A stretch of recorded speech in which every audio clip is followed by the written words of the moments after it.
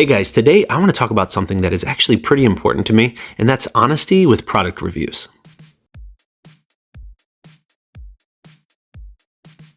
So this is actually a topic I've wanted to talk about for some time now, being that I review a lot of products.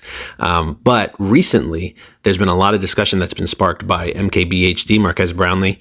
If you don't know who he is, he has a huge YouTube following. He's got over 18 million subscribers on his main channel, and his automotive channel, the Autofocus channel, has, I think, close to 1 million subscribers now. So he has a huge influence. And recently, he's given out a couple of pretty scathing reviews of products, and people are saying that he's single-handedly bankrupting these companies, and that's rough. So it got me to thinking that I wanted to put out a video talking about why it's important to be honest with product reviews, because honestly, I mean, people are saying that because he has such a big sphere of influence that and a big following, that he should basically gloss over some of the negatives and not be so harsh on these companies on their products. But I almost had the opposite feeling because if somebody has a huge following, I feel like they have a moral duty to be honest. Even people with small followings, even me with my following. I'm nowhere close to MKBHD's level, but I have some people that follow me, and it's a moral duty for any reviewer, in my opinion, to be honest in the feedback that they're providing about a product. Quick background. So he reviewed the Fisker Ocean on his Autofocus channel and called it the worst vehicle he's ever tested. And based off the review, it looks right. It has some solid hardware, which he was fair about, but he also brought up all the software issues. And there are a lot with the Fisker Ocean. So definitely solid feedback. One thing I do want to note, he did do a follow-up video after there was a software update, and a lot of things were addressed, and he was very fair with them and talked about what was addressed and what was still issues. But that was good that he did do that follow-up video. But I mean, it was an accurate review. So I don't understand why people would give him a hard time about that. Realistically, I mean, since he did his review, Fisker's stock has continued to tank even more than it was. They have paused production. They have drastically reduced the selling price of vehicles. The top end Fisker was about $68,000 before. They dropped it to $38,000, which is a crazy reduction in price. And I really feel bad for people who purchased the vehicle initially when it came out at $68,000, because honestly, like, resale is going to be really tough. But yeah, there are those issues. And then more recently, within the past week, he reviewed the Humane AI pin. And if you don't know what the AI pin is, basically it was designed to have something that would sit on your chest, and it has a magnet that fits behind it. Very high quality device. He gave it a lot of good marks in his review for its build quality and that type of thing. But it's designed to basically replace your cell phone. So it's an AI assistant. It can take videos and photos. On paper, it seems like it'd be pretty cool. In reality, though, it does literally nothing better than your cell phone does, and it costs $700. So its video quality and photo quality isn't as good as a cell phone. Its AI assistant isn't as fast or as accurate as your cell phone. Google Assistant is far faster and more accurate. And it has a projector that projects things onto your hand, but that's limited in what it can do, and it doesn't really work outside. So there's not really a lot of big benefits to having it. And again, it's $700, and he called it the worst product he's ever reviewed. And while that's kind of a clickbaity title, it's basically accurate, a very fair representation. And people are giving him a hard time, saying these products are the worst that he's tested, or what have you, given these bad reviews, are bankrupting these companies, and that he's got a huge influence, and that he needs to be more mindful about what he's doing to these like startup companies. And while I agree, he has a huge influence, and he can influence buying decisions for people. I think it's very important to be honest when it comes to product reviews. If he had done the opposite of what he did, if he had just glossed over the negatives and only talked about the positives, then, I mean, that's morally wrong, in my opinion. Does that make sense? So if he had, with the Humane AI pin, for example, if he had just talked about the good things that it can do and didn't talk about the issues that he had with it, battery life, that type of thing, he's potentially influencing thousands or tens of thousands of people to spend $700. That's real money. That's a lot of money. He's potentially influencing people to spend a lot of money on something that they're not going to have a good experience with. And I think that brings it to a broader discussion because I, as somebody who reviews various products, I've had people from the opposite side of things say that maybe I'm being too easy on things or too easy on products because I earn maybe an affiliate commission from it or something like that. Woo! Sorry, I just coughed a lot. But full disclosure, I do earn an affiliate commission from a lot of the products that I do review, but that has no impact on my reviews. I'll get into this a little bit, but a lot of the things that I review are things that I'm probably going to like anyway because I'm not a 18 million subscriber channel. I don't have tons and tons of companies reaching out to me to review their products. So a lot of times I reach out to companies that I have seen the products or I've seen advertisements for them or I've read about them or seen reviews or what have you. And I'll say like, this looks like a pretty cool product. Would you be open to having me review it? And sometimes companies will say yes. So some of the products that I'm reviewing are ones that I've already looked at and figure is probably gonna be pretty cool or pretty nice or what have you, have nice features. I'm not going out of my way to review things that I'm seeing a bunch of bad reviews on. Does that make sense? So there's that. And then there's EV chargers. A lot of EV charger companies reach out to me to review their EV chargers. And the thing with EV chargers is it's kind of hard to mess that up. So as long as you plug it in and the plug works and you plug it into the car and it charges the car, then it's working, right? So there's a variety of factors. There's varying levels of quality. So there's different safety certifications, which is important, which I highlight in my videos. There's levels of quality when it comes to the connectors and the build quality of those. There's cable lengths and thickness differences and that type of thing, right? And there's warranty differences. So there are those things that I'll highlight in the videos, but ultimately, if you plug it in and it works, then it works.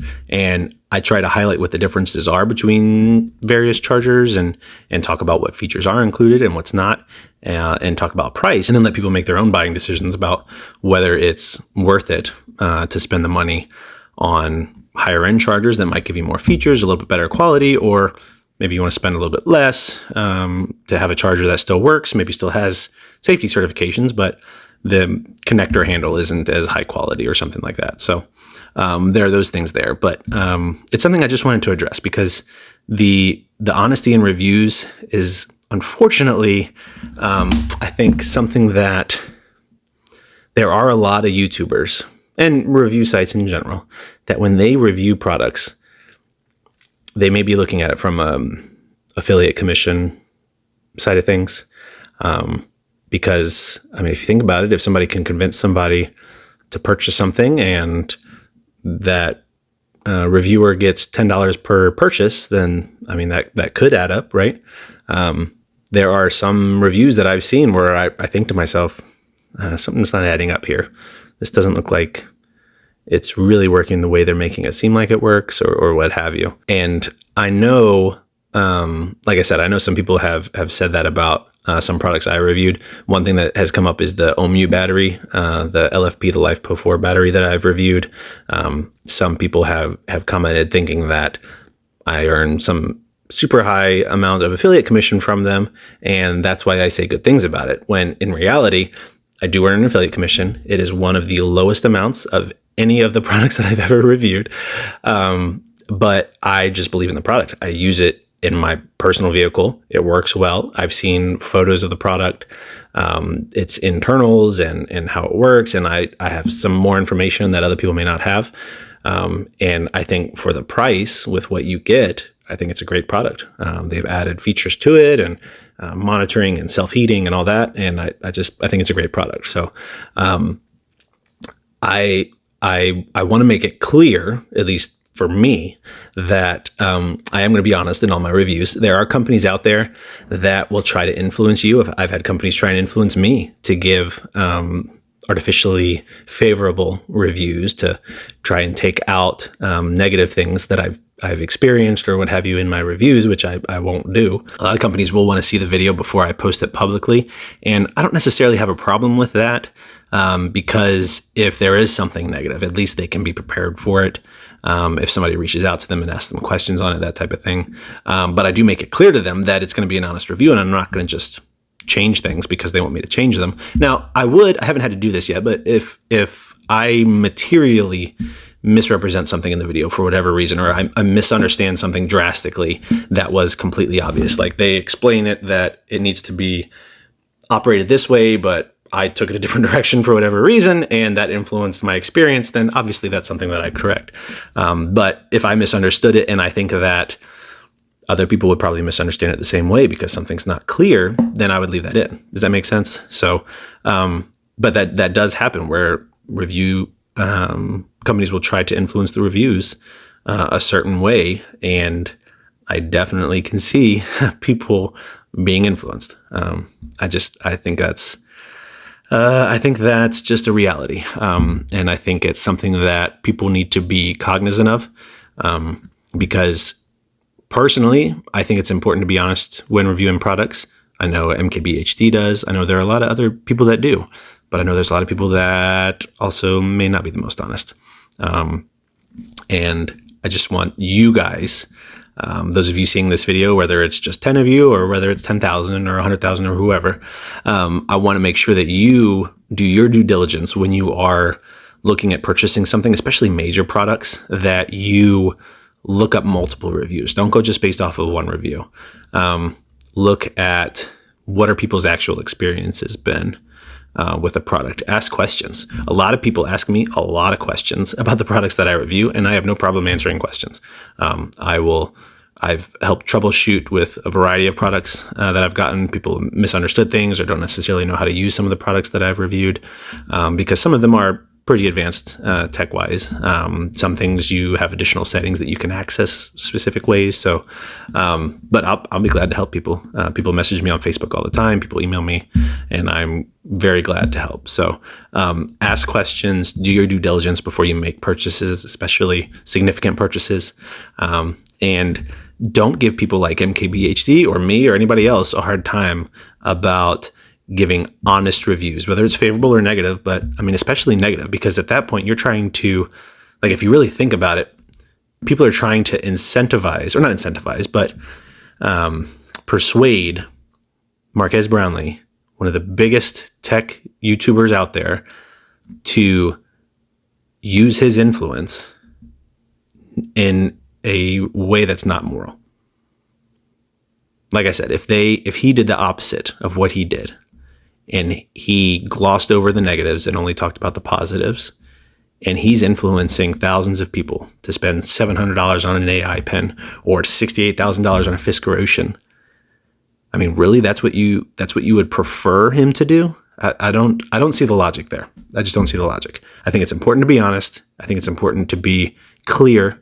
I think it's important to see both sides, which I think he does. I think he does a great job at that. I think he shows the positives, talks about the positives, and talks about the negatives that he sees. And that's something that I absolutely try to emulate. Honestly, I would love if my channel turned into a channel like his, where I'm reviewing a bunch of tech stuff and car stuff, and I can go over all the positives and negatives. And obviously, I have a long way to go before I get there, but hopefully one day, you never know. But I felt on my heart that I need to make a video about honesty when it comes to product reviews, because I know there are some of you guys out there that watch my videos and maybe take things with a grain of salt because you think maybe I am being influenced by affiliate commissions or payments from the companies or what have you.